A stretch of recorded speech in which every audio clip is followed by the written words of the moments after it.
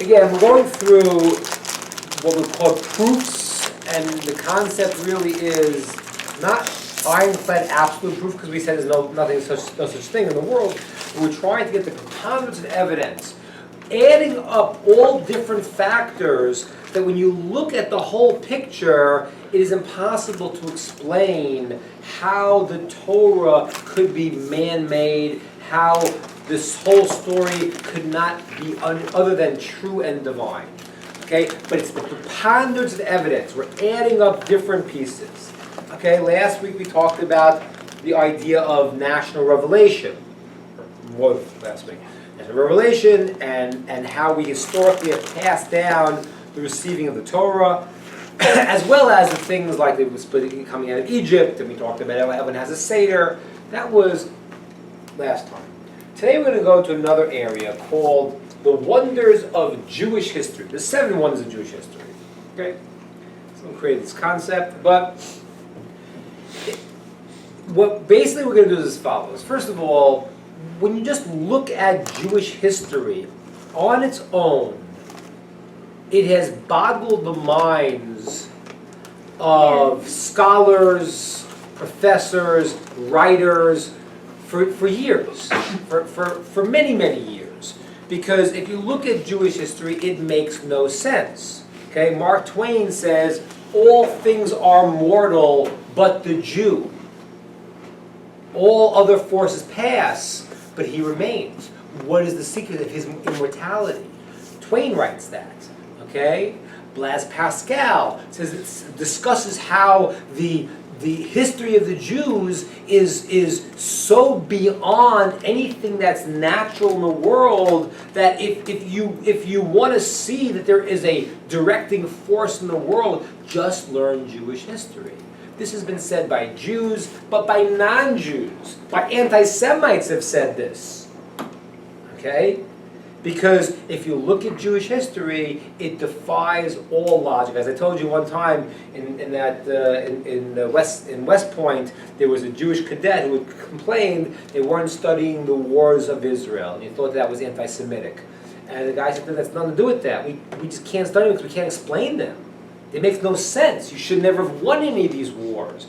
Everything is supernatural and illogical, and if you go from the beginning of Jewish history to the end of it, and you really learn it, it's mind-boggling how we exist and everyone else has faded away. Okay? That's the general overview. But today we're going to look at something much more specific. It's one thing, and I think it's very strong when you see that our history, that we exist, we've been persecuted, tortured, and all those things, and we still exist, we still survive, and no one else does. That itself is amazing. But would even be even more amazing if everything that has happened to us was predicted to the nth degree. Because that would be completely mind-boggling. Because one thing to tell me something has never happened, like how many nations have been exiled from their land and still remained a nation? How many nations have lost their language and still remained a nation? You know what the answer is? None. None. The Dalai Lama reached out to the rabbis to figure out how he could manage here being in exile. So it's one thing to see that this history makes no sense and no one else has had it. But it's an even greater thing to say that if it was predicted that this was going to happen, and it happened exactly as it was predicted, that would be mind-boggling. That would be something that certainly no one could ever go and predict, because the details of our history are irrational and illogical. Now, to understand, I have to go back to the idea of prophecies first to understand the moment. Who's here ever heard of Notre Dame? Okay. Okay. So I want to say a prophecy now. I can see in the future, in the not too distant but not too near future, there's going to be an eruption. There's going to be eruption, and things are going to explode. That's my prophecy. Pretty good. Pretty good. And then what happens? And then another 3 years is a volcano someplace. And I say, look, my prophecy came true. That's not a prophecy. That's nothing. That's nonsense. There's nothing specific about it. There's no way you can be disproved about it. It's not too distant, it's not too near. There's no way to know what you were talking about. So the prophecies that have to be predicted have to be things that if they don't come true, then you're busted. Okay? They can't be vague. They have to be precise. And we're going to see by going through Jewish history, the things that are predicted are not only precise, but they're things that you never would have predicted because they've never ever happened to anyone else but us. Okay? So let's start looking at some of the issues of Jewish history and how they were predicted in the Torah. Okay? And there's many, many sources. The first one is, we started with by saying called an eternal nation. Okay? That is very, very strange. Because in reality, the ancient people have all disappeared. The Greeks are not the same Greeks. The Egyptians are not the same Egyptians. None of them still exist. So to make a pledge that we would be eternal when all odds would seem against that, and here we are 4,000 years later and we still exist with all of the reasons we shouldn't, that is an incredible statement that if it's accurate. Now let's see where the statements are made. Okay? So here is a quote from Yeshaya. For the mountains shall depart, and all the hills totter. My kindness shall not depart from you, neither shall the covenant of my peace totter, say the Lord who has compassion on you. Our covenant will never separate from each other. Jeremiah, if these laws of nature would ever give way before me, said God, only then shall the offspring of Israel cease to be a nation before me for all time. That's very clear. You will be an eternal nation. It says it right there. Okay, let's get another quote in Jeremiah. But fear not, O Jacob, my servant, neither be dismayed, for I will topple all the nations to which I have driven you. But of you I will not make a full end.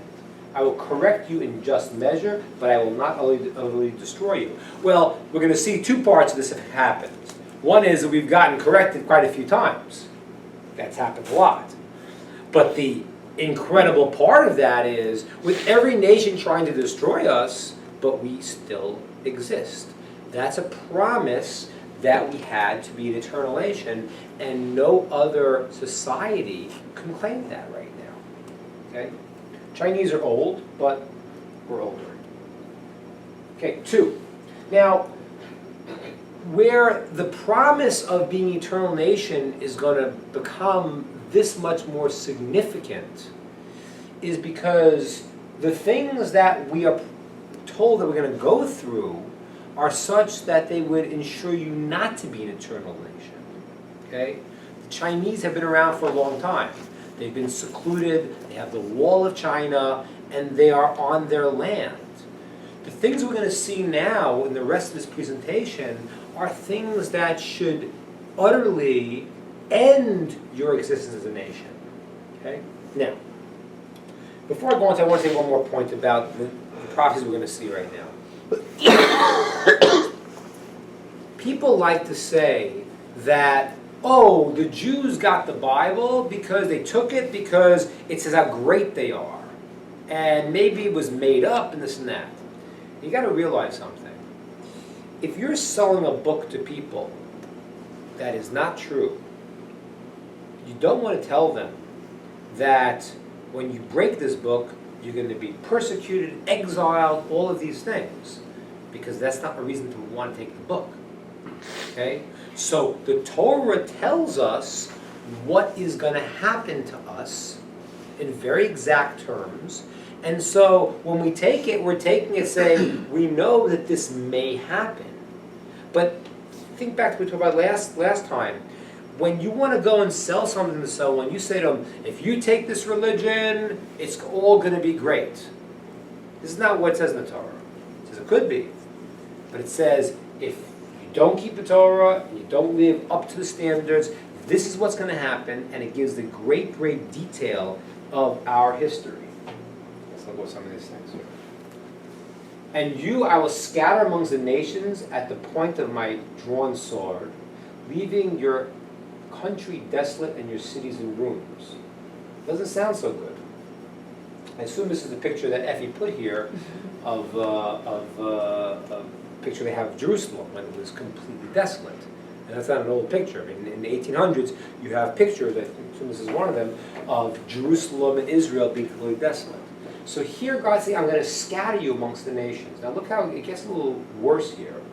And God said, shall scatter you among all the nations from one end of the earth to the other. Now we're getting a little more specific. It's not just exile. Because the reality is that there is nobody else that has been scattered through the four corners of the earth. There isn't. I mean, when you go and you meet people who have met Jews, they think that there must be half of the population of the world. Because, you know, they're all over the place. There's a Jew in this place, a Jew in that place. How do they get all over? But there are Jews in every end of the world. Here it says, I'm going to scatter you from one end of the earth to the other. And there you will serve other gods of wood and stone, whom you and your forefathers have not known. Now, does anyone have any idea what the Vilna Gaon may say about this verse here, serving gods of wood and stone? And this is not one of the proofs, but this is a very nice issue here, a very nice teaching of the Vilna Gaon. What does it remind you of when you say the people who serve wood and stone? So the Vilna Gaon says that this is not a clear reference, but this is a reference to being under the Christian domain and the Muslim domain. Which is which? Christian is the wood. wood. Is wood, you know. Oh, Right. thank you. And the Christian is the rock. The dome of the rock. Right, thank you. So the Vilna Gaon says this is a reference to you're going to be under the power of the Christian wood, the cross, and the Muslim stone, the dome of the rock. So this right now is talking about us being scattered and exile. Okay, let's see another one. Into exile and captivity shall they go, then they shall know that I am God, when I scatter them amongst the nations and disperse them over foreign lands. Okay, this we see this. This is Jewish history 101. Yeah. Can you go back to the previous slide? But it's saying to us, we will serve other gods. Right.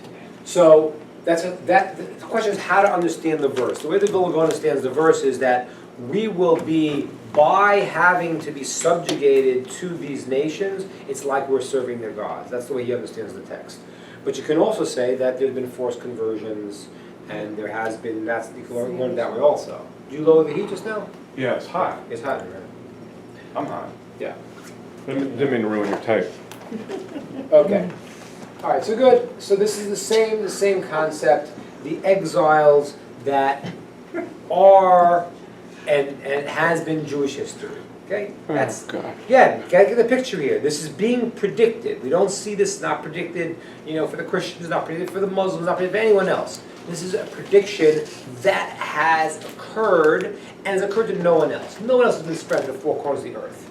So to make such a prediction is very, very bold of the predictor, unless the predictor has the ability to make this happen.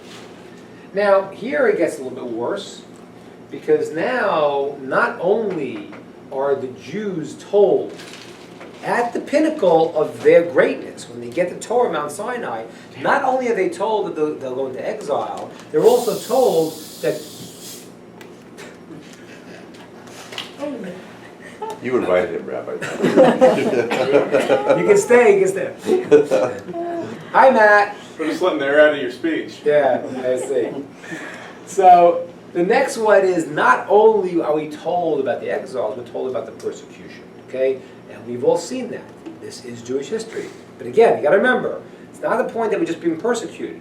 It's the point that it was predicted this would happen to us, and this has been the feature of Jewish life for thousands of years. That is bizarre. No one else makes such a prediction. It's fun being Jewish. Yeah.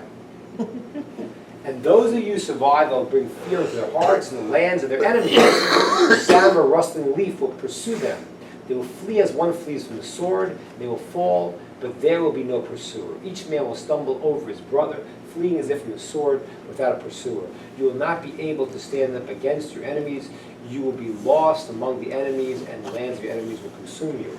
Okay, so this is not so fun, but this is Jewish history. I think I once told you that I one time was sitting with my father-in-law, and I don't have this slide here, but this one I saw myself. I was sitting with my father-in-law one time when I first met Elisheva, and he says he's a Holocaust survivor, and he's very angry about various things that he went through, and he says to me the following. He says, "How could it possibly be that one Nazi could chase 1,000 Jews?" That's a great question. That's a great question. And I opened up the Chumash, okay, in Parshas Hazinu, where it says clearly, and you will ask yourself, how could it be that one could chase 1,000 if it wasn't that God has given you over? It's a verse. It's a verse in Dvarim, in the book of Deuteronomy. What was his reaction? I wasn't going to say it. He said this question. You're going to ask this question. Right. I just wondered what he thought. That was a rhetorical question, right?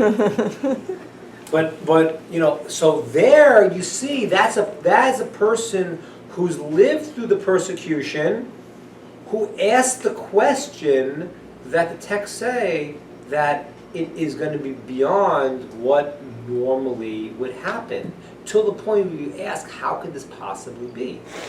And even the anti-Semites want to say, well, obviously, Jewish history is somehow beyond the pale of normalcy, because there is no nation that has all of this stuff.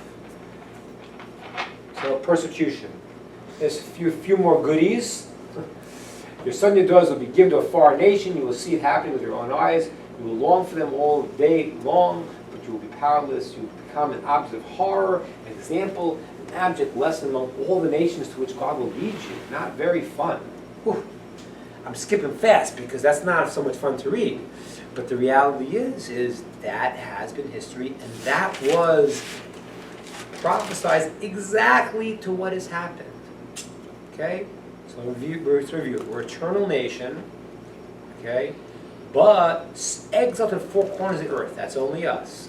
Persecution, the level that we have had, is only us. Now this one, few in number, this is a very interesting one. This is a very fascinating one. The reason why it's fascinating is because it is completely illogical on a level of demographics, okay? Let's see the first prophecy. And you shall remain few in number among the nations where God shall lead you. You shall remain few in number, whereas you could have been numerous as the stars of heavens, because you would not obey the voice of the Lord your God. Now, we're kind of used to the idea that, the Jews are always a small people, But doesn't it always say in the Torah that you shall be like the sands in the heavens? It says there's two different ways.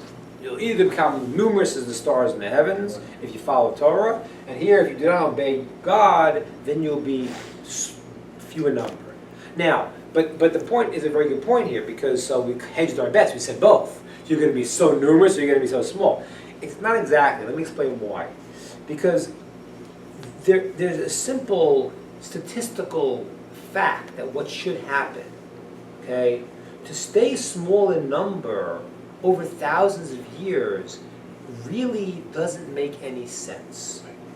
Especially Jews have had kids, have had a lot of kids, Jews, religious Jews certainly, and now we're talking about for thousands of years have been religious Jews, have many children. They're commanded many children. Now look at the Chinese. The Chinese around the Han Dynasty in the year 200 before the Common Era, they are, I'll give you the number here, they're only, what is it? 6 million. Really? 6 million or 10 million? Can't remember. I think 6 million. Telling you. When was this? This is in the Han Dynasty, 200 BCE. They're 10 million, I wrote. 10 million. Now the Jews, in a census, Jews not very far off from that, in 50 of the Common Era, there's 6 million. Okay? So it means the Chinese and the Jews in this period of time, not such a big gap. How many Chinese are there now? Over 1 billion. Over 1 billion. Okay? The Jewish people have never exceeded 16 million, ever. Demographically, that's nonsensical. That can't work. Because if you look at it, it's just the way it works. Jews are commanded to have a lot of children. So when you look at it, if someone has, parents have 5 kids and they have 5 kids, which is not, in the Jewish system, that's not necessarily considered a lot, a big family. When we lived in Har Nof and we had 7 kids, we were the average. Not a lot and not too little. The larger families could have 12 and 13, and we were like, yeah, I guess the whole family Did said. anybody have like 2 kids? Yeah, some people had, but There were you still 22. got married. Exactly. They were All over 22 it. at the time. Yeah, right. No, So, then they have but the point is that according to that, this doesn't make any sense. This should never happen. So this prophecy is very, very strange because you can't tell a people that you're calling a eternal people. You're writing this book saying this is going for thousands of years here, and now you're telling them that over thousands of years you'll stay small no matter what. But it's not no matter what, it's only if you don't obey. Right, I understand that. But on the side you don't obey the commandments, then in a normal system of the world, even if you didn't obey the commandments, you should still have 1 billion people at this point. Unless other people kill you, because. What's that? Unless other people kill you. That's right. And that is part of the reason why and that is exactly the main reason why we're small. Right, because we are persecuted, as we did in the previous slide, persecuted in But exile. that still doesn't make sense, Rabbi, because they would have to kill, if we're commanded to have a lot of children, and you're right, and you are right in that they had lots of children. Right. I don't know what the math would be or the statistical analysis would be, but you'd have to be killing off millions I know. every 200 years. I know, I can't I don't understand how. I can't explain it either. I can't explain it. Well, It's illogical. Look at World War II, they killed off half the Jewish population. But that was 2,000 years later. Even Why? before Up World War until- II, anytime the Crusaders would come, they killed whole villages. That was 1,000 years later. What happened in between? But Well, the who's Muslims, doing the documented in the 6th and consensus 7th also? century, the Muslims killed. Yeah, you see, it's been going over The a long period of Babylonians, time. I know, but it just doesn't add up. To me, I don't see the numbers would mean they've been killing a lot of us And for so a that long makes time. sense.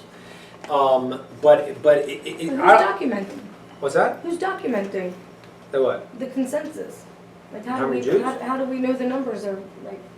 And we have records. We have some records. They know country by country, roughly how many Jews are in Yeah. each country, so. yeah, But it all- I think Matt's point is correct. You see, Rationally, it is. right, what you're saying is true that we know that we've been killed over the years. It's either they've killed an enormous amount, or it's happened in a way that keeps preventing us from going forward.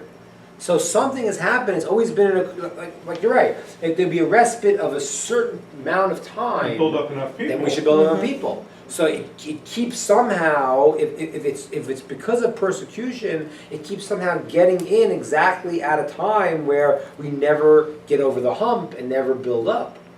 But that's this prophecy. Now, the reason why this prophecy is separate than persecution is because, like Matt's saying, it might not be persecution.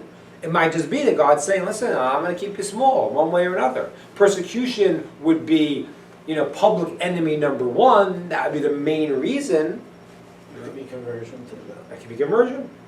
Which there was not much conversion, though. We know that historically, except the Spanish Inquisition, the Jewish people did not succumb to forced conversions, except for the Spanish Inquisition. That's when the backbone went out and the story of the conversos. Right, the conversos. Assimilation. What's that? Assimilation. But historically it didn't happen. Historically, assimilation is not until the 1800s. And even then it's not. It's really in the 1960s. The intermarriage rate in America before 67 was 16% or 6%? 6% it was. Yeah. It was 6%. So you go from 6% in 1967 to 75. I've heard the numbers higher than that today. So this is a unique exile, the American exile. We've never had this before, ever in history. Never. There's never been this level of assimilation. And now where are Jews lost? Because more Jews have been lost in the American exile by becoming non-Jews through intermarriage than Hitler killed. We're well past 6 million. Are there We're well past 6 million. intermarriage Yeah. rates in Europe Yes. that high? Yes. There are more than, this is already years ago I saw this study, more than 6 million people that would have been Jewish who are not. And most From of it's intermarriage. happened since 67, obviously. Yeah, that's right. And I saw that statistic 10 years ago. So now I'm sure it's even more than that. But that's an anomaly. You got to realize that's a new phenomenon that's never happened to Jewish people before, where you've had this type of assimilation. This has never happened. This is something. Is completely assimilation in Europe, European Jews is high, like over 50%, or do you know? No one ever talks about that. I think it's lower because it's one of the benefits of persecution. Right. They hate you, and like even in Montreal. Montreal, people they all live separately. The Greeks live with the Greeks, the Jews live with the Jews. Like in Montreal, where I lived, it was strange because it was a non-religious neighborhood and it was 90% Jewish. You don't have that in America anymore. If a neighborhood is 90% Jewish, it's a religious neighborhood. You don't have just Jews living together and a 90% number. I mean, it's never happened. You did from 67. You did, right. Because then the Jews were aggregating together as a community. But today, with the American dream of going to wherever you go to, that's not the case anymore. But you did, right. I mean, the American exile has changed dramatically from, 40s, 50s, and after the 60s when things have really gotten out of control. Okay, so that is to be small in number. Okay, a light onto nations. Now, people, when they find out that the Jews are less than zero of the population, I got a number now, they can't believe it. Why? Nobel Peace Prize winners. The light onto nations is a bizarre prophecy in light of the fact that you're also going to be small. I'll bless those who bless you and curse those who curse you. Through all the communities of the earth shall you be blessed. Oh, that's all I have. Okay, he didn't quote the other verses. There are other verses also in the prophets which do say the term, and you will be a light unto nations. Okay, that's I believe in Amos. But I'll check the source for you. You didn't put it on the thing.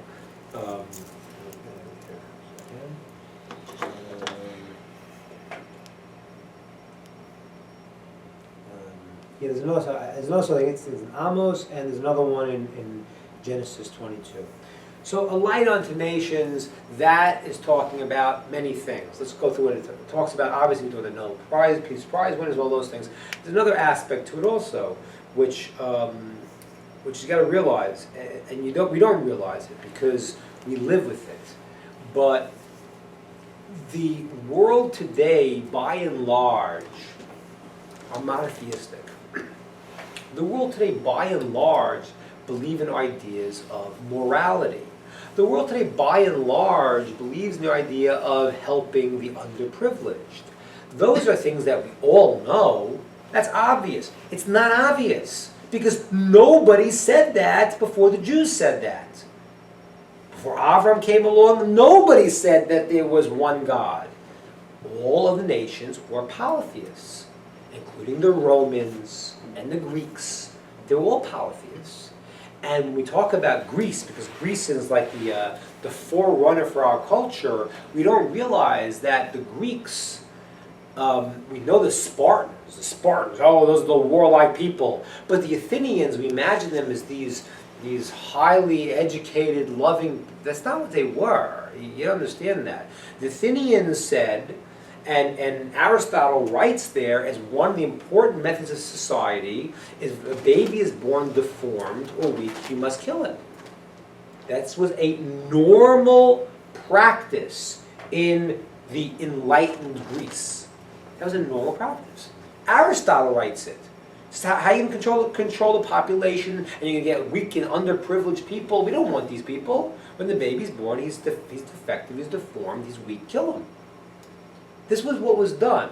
So now the world, which now believes in monotheism by and large, and believes in these ideas of morality, these are Jewish concepts that we don't even realize because they're just the accepted norm in society. But they clearly come from us. I don't have to even go into the idea of the Christians and the Muslims, who obviously built it off of us. They admit they do. But the whole society, in its idea of morality, that comes from the Jews. And you know who else said that we can quote here? Adolf Hitler said that. Right? Adolf Hitler said that the Jews have given two scars to the world. The scar on the body, called the circumcision, and the scar on the soul, which is called a conscience, a moral conscience. Adolf Hitler said that that was the scar of the Jews, that you have a moral conscience. You got to realize that, because what happens is Adolf Hitler, his philosophy was Nietzsche, and Nietzsche talked about the Übermensch, the Superman, and they questioned, why do you have to help the underprivileged? The lion doesn't help the lamb. The lion kills the lamb. If you're the stronger nation, subjugate the weaker one and kill him. That is what Hitler saw was the antithesis of Jewish thinking. So the light unto nations is certainly true by the Peace Prize winners and all the things that are coming out. Israel right now, which all these boycott people are going to get very, very nervous as these new inventions are coming out. I don't know if you've seen some of the things that have come out of Israel lately. You have these new braces that you don't have to wear during the day. Do you see this thing? Mm-hmm. These new braces that you just put them on at night, and it goes by air suction. Kids don't have to wear braces anymore. You wear it at night. Yeah.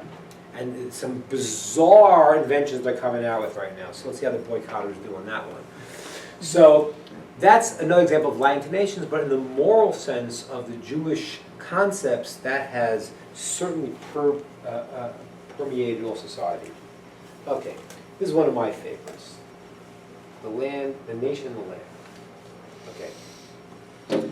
This to me is a fascinating idea. Let's read some of these prophecies.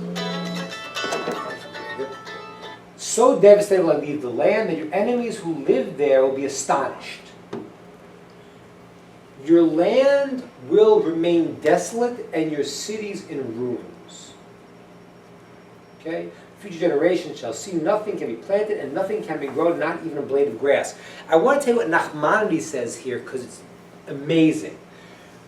These two curses come in the two sections of the Torah that have the main prophecies of the future, the negative prophecies. One's in the book of Leviticus, okay, in the chapter of Bechukotai, and the other one's in Deuteronomy, the chapter of Kitavo. So those are two main places where it elaborates the negative things that we're talking about, the prophecies of the future. Nachmanides says this is a blessing amongst the prophets, amongst the curse. Yeah. And this we need to know really for what's happening right now in politics. What's the blessing? The blessing is that it says when you're exiled from your land, the land will remain barren. Listen to what he's saying, Nachmanides, and this is exactly what the verse is saying.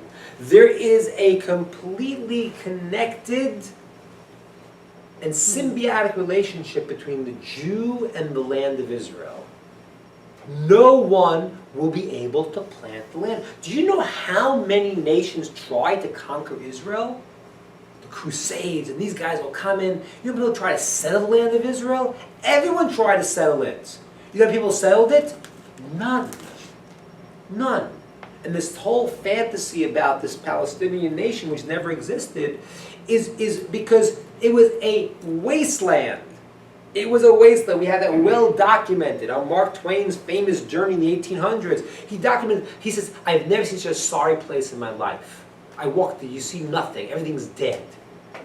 That's the blessing, Nachmanides says, because when the land of Israel, which was the most fertile land, those who have been there and had the fruits are delicious, they're amazing. Depending on when we get here, they're amazing. And so why wouldn't everyone want to be there? Because they couldn't plant a thing. The land will remain desolate. The land will never give its fruits to anyone else but the Jews. And that is, by the way, what happened historically. What happened is, you just know this, and this is also well documented. You can read it. It's in books written by not Jewish people. One's, I think, called The Siege, and another one called From Time Immemorial. From Time Immemorial is a book that goes through all this. From Time Immemorial was written by a woman that was hired by the Arabs to write their story, not Jewish. And as she researched it, she said this whole thing's a fraud. And she wrote a book called From Time Immemorial.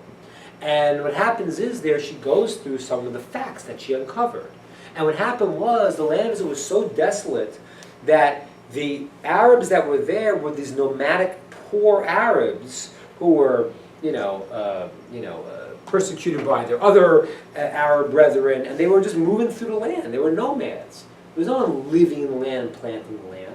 And what happened was, when the Jews started coming back in the 1800s, when Rothschild started setting up winery and other business, for every 10 Jews that came, 100 Arabs came.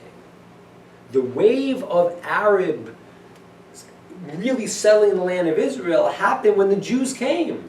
Because in the 1800s, when the Jews were coming, the poor Arabs who had no work in other places, they drifted down to Israel and they got jobs. Is this documented? It's documented. You know. Documented. Yeah, but no, Well, you the don't Arab- hear you don't hear No, you don't hear The it. Arab villages you read about and hear about, and they got kicked off the land in 48. You're saying those Arabs, they say, I've read over and over where they say they've been there for hundreds of years Yeah. in those little Arab villages. I like to see that documentation, but the Arabs, there were always some Jews and some Arabs in the land of Israel. But the land of Israel, it's well documented, was barren, and it was nomadic Arab people. That's who was wandering through. Okay, that's clear documented. And she gives the numbers. You can look at this book, From Time Immemorial. She gives the numbers there, and she says that this is what happened. When the Jews came, for every Jew that came, a greater number of Arabs can be the workers, which is still true in Israel today. I mean, and maybe it's part of our problem is that, we have Arab workers for all these things. So a Jewish guy opens a business, and maybe he's not paying top dollar, and he hires 20 Arabs instead of 20 Jews. So when the Arabs really came into the land much, much more in force when the Jews started coming back, because the land was completely arid, and it's well documented it wasn't producing. So yeah, you have nomads. I mean, you have Bedouins. Bedouins have been around. But Bedouins don't stay in one place. So I don't believe, let's say, a place like Deir Yassin, which was where there was, the Jewish response to the Arabs, and they kicked them out in Deir Yassin. But that place, I do not believe it was more than, it was not more than 100 years. That famous journalist that wrote the book about a year ago, Shalit is his name, I think, or something like that. Not Shalit, but Shavit or something like that. I don't know. For Haaretz, he wrote a book, and he talks about all the various villages that had been there. That's where I got it from, Yeah. most recently. But So they have not been there from time immemorial. That's not possible, because there's no such record of that. But during the Ottoman Empire, didn't a lot of Ottoman Muslim Arabs Yeah, people own lived that there. land? Yeah, I mean, they people- didn't live there, Yeah. but they owned it. Right, the people lived there, yeah, there are people who lived there. But again, I'm not saying there were no Arabs there, there were Arabs there, but it was desolate, so it was not a built-up land. People didn't want to live there, so you had some poor Arabs here and poor Arabs there, and I imagine you had some level of community. But like I say, and this is well documented, a lot of the Arabs that moved to Israel in the 1800s came there because of the Jews were reselling the land. Why is this more not known by Jews in America, because I hear this argument with other Jews, Yeah. that we took their land, and, not even better. I don't know, because, it's like, somebody sent us one of my kids found a game, something online, at a friend center. It said, there was a multiple choice question, and this was the question: which one of these people do the Israelis persecute? The Syrians, the Palestinians, the Lebanese? It's a question they had in this game. So, talk about presuppositions from NLP. The presupposition, of course, they persecute. That's not the question. But we want to know which one do they persecute. So you have, and what's happening now, which is what's so scary now, is that the Arabs are really emboldened by the current anti-Semitism that's really is flourishing right now. And the Arabs are really masters at just kind of changing history. And so they're just saying whatever they want to say right now. And the more outlandish, it's like, The elders design. right, and you can just start saying anything, and put people on the defensive. That's what's happening. So unfortunately, it's a bad Well, situation. there's a game on Amazon now, it's Gaza something, and it's a video game of how Palestinians kill Israeli soldiers. Really. It's on Amazon, yeah, you can buy it on Amazon. But here, this is a blessing. This is a blessing in this part. That really, if it's hard now, imagine what would have been if the Romans, after kicking the Jews out, right? People know this. Palestine. You know why? Who named Palestine? Palestine. The British. The Romans did. Oh, the Romans. Did. The Romans did as a shot to the Jews to commemorate the ancient Philistines, who were always the nemesis of the Jews. Okay, the Palestinian people have nothing to do with the Philistines. The Philistines were a nation that worshipped a fish god. The Palestinians have absolutely nothing to do with the ancient Philistines. But the term was given by the Romans when they exiled the Jews, and they said, we're calling the land now Palestine, as a shot at us. But the Romans would have loved to live there. But the land was desolate. And that is an incredible prophecy. Incredible. Because think about it. It makes absolutely no sense. There's no such thing that we know from any scientific level that you could claim that a land will only be fertile when certain people live on it.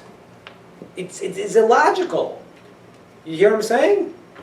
Right? I mean, this is mind-boggling. It makes no sense. Well, the rationality is we figured out how to do it. Yeah, I mean. That's very nice. But again, the land is fertile. The land we know was very, very fertile. How did all of a sudden it go from being a fertile land for over 1,000 years to having the Jews exiled and now being completely not able to produce? That doesn't make any sense. Because they didn't know how to. No, but again. Right, No, that's No, but it had the milk and honey. Let me go back. Let's not talk about modern time. Let's talk about the Jews are in the land 3,500 years ago. They've been in this land for 1,000 years. The land is rich. The land is fertile. They don't have technology more than anyone else at that time. Okay, we're not better farmers than the people who lived on the lands. The Chori, the Horite nation, were much greater farmers than we were. They were like the Native Americans, the custodians of the land. They could smell the earth and know where to plant. So we weren't the greatest farmers, and the land was rich. The Talmud describes what it was like. We know the story. We know the famous picture of the spies coming across. This is tremendously fertile land. That's well documented. Now, But we weren't there yet. fine.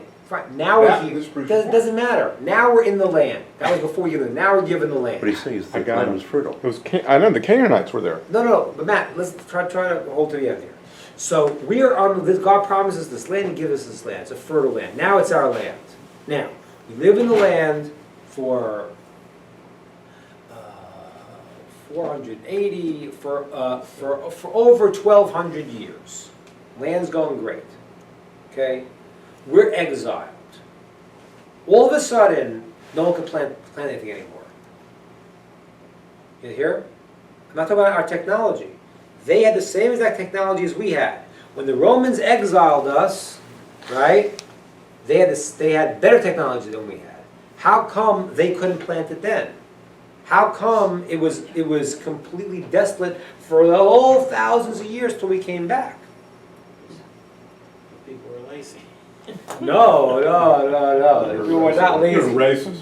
No, the people would want the land of Israel. Israel was called Eretz Hatzvi. It was called the land of yearning. They wanted it. It was. You understand? The land of Israel has a lot of aspects to it. The land of Israel is at the juncture between Africa, Asia, and Europe. This is why it was such a crucial land. Why one of the promises in the Torah, if you kept the Torah, was not only would there not be wars, they wouldn't go through your land to fight battles, because that was the place that everyone wanted to go through. So what happened was, that was the land that they all wanted. And all of a sudden, when the Jews are exiled, nothing grows. Next day, they're exiled, they run out, and nobody can plant. So now you're talking about, so after all these years, it's a wasteland, and the land doesn't live. But So what are the people who lived there at that time after the Jews were exiled? What did they do? They didn't. The land quickly became a barren land. It was a land of nomads, because the land was not giving forth. It was just not a good land anymore. That's exactly what we're saying. And that is well documented. So what happens is that the land is very fertile. The Jews get exiled. They get killed. Okay? I understand you have to rebuild. Things were burnt down, But now other nations have tried to live there from way, way back. And nothing happened. They were not able to settle the land. And therefore the land of Israel became more and more forsaken, because nobody can get a go at it. That's illogical. You can't, again, you're not going to want to go and make a promise of something, a prophecy of something that is completely illogical. Go tell someone that listen, what's going to happen is you're going to be exiled, and then the land all of a sudden is not going to grow things? How can you make a prophecy unless you have the power to make a prophecy? Yeah. All right, so Talmud logic. If it's as simple as that, the Jews, God, favors the Jews and makes the land fertile. Why would God make the land fertile if 90% or 80% of the Jews that are in Israel don't keep the Torah? All right, we'll get to that. That's the next piece. That's a very good question. I was waiting for the end. Thanks. Yes. Right. That's the next piece. So, but this is a separate point. Okay, this is not the point yet about us reestablishing the land. That's going to be the next point, because it says a different point. This point is the land is fertile. We get exiled, and then no one can get anything going in the land. That's the point. That's illogical. Okay, that is an incredible prophecy, and how many people has it happened to? How many nations has that happened to? None. Again, it's not happened to anyone. There is no place in the world, no place you could point to that was a fertile land. The people left it, and now they can't plant it. There is no such thing. It's never happened. It doesn't happen. But there are places where it's fertile land that people were kicked out or something, and the newcomers continue to make it fertile. Yeah. Like America. Yeah. Oh, yes. That's what you would expect. You expect to have conquest and nations taken over, and if you get a good land, then you'll be able to reap from it. There are lands that are better and worse. I mean, I was on an island once, and the vegetables were terrible. Just the soil wasn't good. It just wasn't good. They grow coconuts, but they couldn't grow other stuff. So you have different soils, and some soils are more fertile than others. And what happens is that if the land's had a fertile soil, and you conquer, and that's one reason you want to conquer a land, because it's a rich land. You conquer the land, and all of a sudden you can't plant anything. That's unheard of. Last but not least. Nope, more of this. Okay.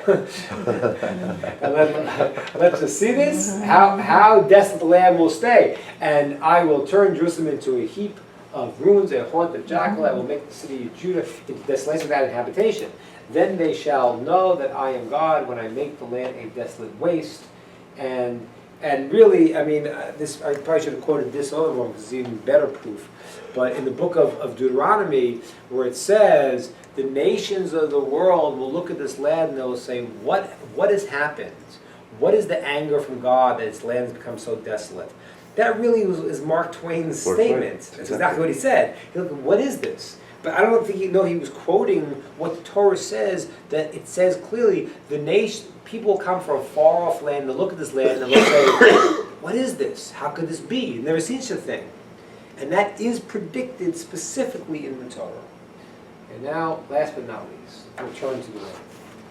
And this is a point that I was saying before, but I wanna just flesh out this point because it is a very, very crucial point. Let's see one of the texts. And the Lord your God will bring you into the land your forefathers inherited. You will acquire it. He will make you even more prosperous and numerous than your fathers. Okay, now how many nations have been scattered to the end of the earth? None. How many nations have been scattered to the end of the earth and had the persecution that we've had? Well, they've been persecuted, but to our level, I would say none. How many nations are this ancient, this small? None. And how many nations have ever returned to their exiled lands? None. There is none. I don't know of anyone. I mean, maybe they're still pulling for Dalai Lama, but, we don't know That's of only if anyone. he reincarnates. What's that? Yeah. We don't know of any nation. So here is an incredible, but you got to realize what this statement means. It means the Torah is telling us that not only, listen to what it's saying, okay? Listen to what it's saying clearly. I'm spreading out to the four corners of the earth. A phenomenon that back in those days was unthinkable. There was no four corners of the earth. Everyone was in the Mesopotamian area. I mean, how big was the world? I'll speak of the four corners of the earth, and yet I will bring you back to the land. That's very unique. Now, the old days are coming, says the Lord, when I shall no longer be said, as the Lord lives, who brought up the children of Israel from the land of Egypt, but it says the Lord who lives, who brought up the children of Israel from the northern lands and from the lands into which he had driven them. Okay, so the kibbutz galuyos, the returning of the exiles, is a prophecy here that is going to be so fantastic, it's going to dwarf the exodus of Egypt. That's what this verse says. Now, the French Jews will be all in Israel for the next 5 years. Okay? How long it will take for the Americans, I don't know. But the reality is that this is happening in front of our very eyes. This prophecy I could not quote for you 80 years ago. Couldn't have quoted it. Now I can quote it. And this prophecy we're living it. Like, when I was a kid, they had the whole Soviet Jewry thing, and the Jews could not leave Russia. I remember going as a little kid, they were protesting, and they took us here and there, and the whole thing fell apart. And you know how many Russian Jews live in Israel now? As much as in Brighton Beach. So, okay, now watch. Know in Jeremiah, in this place of which you say how desolate it is, in the cities of Judah, in the streets of Jerusalem, that are now deserted, here it goes, there shall yet be heard the sound of joy, the sound of gladness, the voice of the bridegroom, the voice of the bride. For I will restore this country as of old, says God. And that's why everyone wants to jump on the bandwagon now. That's why the Palestinians, even though they've trashed Gaza, which was a beautiful resort town, and now it's a hole in the wall because they just trashed it. But what happened, Gaza was a resort town, by the way. I don't know if people know that. Yeah. Yeah. During the 30s and 40s? No, my brother used to go there all the time before they gave it back. 10 years ago. Oh, you mean it in that Gush Katif? Yeah. But not in the Gaza City and all that. Well, yeah, the way the Arabs were not, but it's on the beach. My brother used to go there for every vacation. He used to hang out in that whole, it's on the beach. It's a beautiful resort place. It's trashed. So what happens is, here's the promise of these desolate lands. What's that? The Muslim Riviera. That's right. Well, so what they did, if you ever been down to, when I was a kid, it was before they gave back Sinai, and there was the best snorkeling was in Sinai, a place called Sharm el Sheikh. And what happened was they gave it back to the Arabs. They to go fishing, they used to blow up the reefs. Catch the fish easy. Okay. So, but our fortune is this, that the land that's desolate will be turned into, wow, long one. Okay, as for you, O mountains of Israel, you shall shoot, oh, this is a good one. This is what I wanted to show you. And I don't know if you put the Talmud here, if not, I'll tell you what the Talmud says. As for you, O mountains of Israel, you shall shoot forth your branches and bear your fruit, my people Israel. For their return is close at hand. For behold, I am with you, and I shall turn to you. Then you shall be tilled and sown, and I will multiply men upon you. Then entire family of Israel, and then shall increase and be fruitful. I shall cause you to be inhabited as in your former times, and I will make you more bountiful than you are in your beginning. You shall know that I am God. Okay, clearly another proof that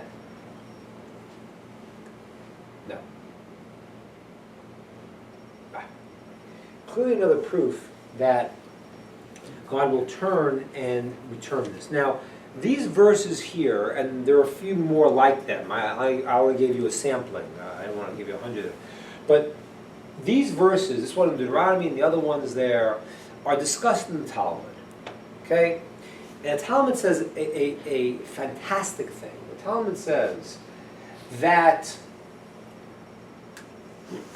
again, the Talmud's written in exile. We're already in the Babylonian exile. We're in Babylon and Persia. We're in it's written later, but it's written at a time where we're living in what's today present-day Iraq, Iran. Okay, we're in Babylon. Okay, the Babylonian Talmud writes that they record that from this verse they say the following statement: there is no sign greater to the coming of Mashiach. There's no sign greater. This is what they write. Than the day when the land of Israel will again give its fruits. Based on this verse. Meaning that the way they saw the situation, we're going back now, I mean the Talmud is still in the year 489, so we're going back a long time, and the Mishnah was in the year 200.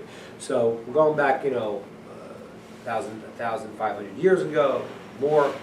The way they saw the situation then was that they're in Babylon, the land of Israel is desolate, nothing grows, like we said before, and one day, the sign that things are going to turn around is one day that land will be fertile again and give its fruits.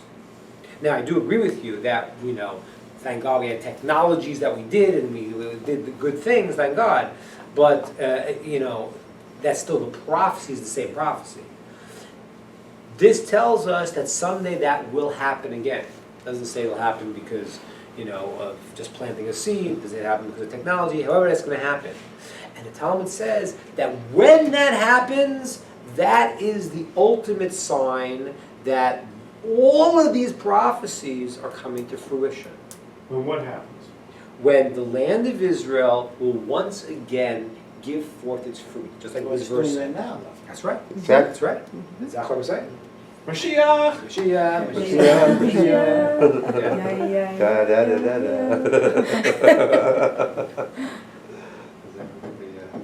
I'll get the one that says the branches. Yeah. So here, if you look at the words here, where it says, and they shall be fruitful, shall cause them. Here, look at the top line. As for you, O mountains of Israel, you shall shoot forth your branches and bear your fruit. We're going to bear fruit again, and you got to understand what that means. Again, it means that it was desolate. Israel now, the land, the fruits are better than any other place I've ever tasted. So that is a bizarre prophecy. That someday, from being desolate, that no one could live there, someday again it's going to give fruit. This is all self-contradictory. This idea of prophecy is not, this is not Notre Dame here. Okay? This is not general. This is specific things. not only specific things, but it's specific things that would be illogical to make a prediction unless you knew for sure it would happen. As my Nostradamus prediction before, there'll be a big explosion. That's logical. It's going to be a big explosion. Something's going to explode. But to say that a nation will be egg over the four corners of the earth, they'll stay small, okay? But they'll somehow be a light unto nations. Somehow they'll exist forever. Somehow when they're separated from the land will stop functioning, and when they come, they'll be brought back to the land, which no one has ever done. To predict all of that and have that come true has to make a person say, wait a minute, this book must have knowledge beyond some guy writing the story. This is the second installment in what I think is a very, very powerful idea to understand the authenticity of the Torah and the veracity of the Torah. Okay? Questions, thoughts, ideas? So let's go back to Matt's question. Yeah. So, we're at that point now, I think. Oh. But most Israeli Jews are not, Right. I don't even say religious, but even. Right. So here's a good question. So, first of all, you should know. It's Abraham's story, a lot. What's that? Look, even one Jew is religious, it's like that Abraham story. Oh, that some are doing, yeah. Mhm. But I'll tell you something else that's fascinating. The Vilna Gaon writes a book called the Kol HaTorah. This book, Kol HaTorah, he basically, based on verses, he sort of predicts what's going to happen in Israel in the future. This book's written in the 1800s. And he calculates, actually, it shared this with many of you, he calculates the year the Jews will return to the land of Israel. He writes 1947. Yeah. He calculates that. He calculates it based on a Gemara, the Talmud and Sanhedrin. Talmud and Sanhedrin, it calculates what time on the sixth day Adam stood on his feet. Right? Because we have 6 days in creation. Day 1, day 2, day 3. And the Vilna Gaon says every day parallels 1,000 years of creation. So the first day of creation is from 0 to 1,000. Second day is from 1,001 to 2,000. Okay? You come now to the sixth day of creation, and that parallels the year 5,001 to the year 6,000. Okay? We're in the year 5,775. So the sixth day Adam is created. Okay? Adam and Eve. The Talmud records what hour of the day. The Vilna Gaon takes it, he breaks up the 1,000 years into 24 hours, right? Because it says what happened in each hour. So 1,000 divided by 24 is about 42 years and 8 months, something like that. And basically calculates based on that what's going to happen in this sixth millennium. And then he comes out there, he says, when the day that Adam stands on his feet is 1947, 48. He writes it there. It's in the book. Good guess. Yeah, very good.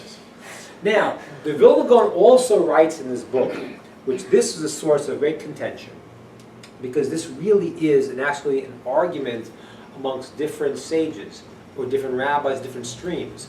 We know the Satmar disagree with the whole idea of going to the land of Israel. The Satmar have a concept that they want to interpret, that they can't go back to Israel only through divine intervention. There's the 3 oaths. Three oaths.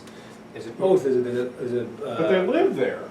yeah, but they were not against living in the land of Israel. The Satmar were against the idea of taking over as the government. That's what they were against. Okay? The Satmar, I don't get into that. They have a reason why they want to understand that. They want to understand that the Jews should not take control of the land of Israel until the Mashiach comes. Now, this is always a big argument based on certain verses in the Torah. How is it going to happen in the end? How are the Jews going to return to the land of Israel? So the Satmar wanted to claim it's going to happen through a divine ingathering, and you got to stay in exile where you have to stay. The Vilna Gaon writes in this book called Torah that it's good, the people who are going to settle the land of Israel are going to be the non-religious. He writes that. Now, you got to know one thing before that, you have to just know, historically, there were different aliyot